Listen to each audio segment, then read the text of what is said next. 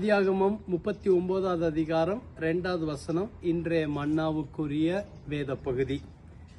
ஆதியாகமம் 39:2. கர்த்தர் யோசேப்போடு இருந்தார், அவர் காரிய சித்தியுள்ளவனானான்.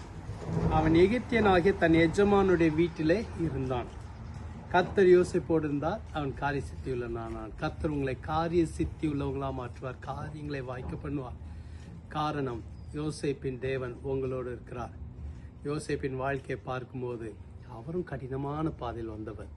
நெகேமியாவை போல பலவிதமான சவால்களை யோசேப்பும் சந்தித்தார். எல்லாவற்றின் மத்தியில் கர்த்தர் கூட இருந்தார். இன்னைக்கு உங்களோடு கர்த்தர் இருக்கிறார். அவர் உங்களோடு இருக்கிறபடினால் காரியங்களை வாய்க்க பண்ணுவார். எந்த ஒரு காரியமும் அதை தடுக்க முடியாது. ஆகவே சோர்ந்து போகாதீங்க.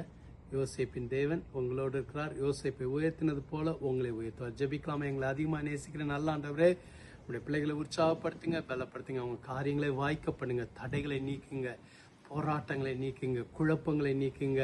பொய்யின் ஆவிகள் விலகுவதாக, வேணும்னே குழப்பத்தை உண்டு பண்ணுகிற ஆட்கள் விலகி போவார்களாக. கர்த்தர் காரியங்களை வாய்க்க பண்ணுவீராக. உனக்கு விரோதமாய் உருவாக்கப்படும் எந்த ஒரு ஆயுதமும் வாய்க்காது. இப்போ கர்த்தர் அற்புதங்களை செய்ய போறக்காரன் இயேசுவின் மூலம் ஜெபிக்கிறோம் பிதா. ஆமென். கர்த்தர் உங்களை ஆசீர்வதிப்பார். ஆமென்.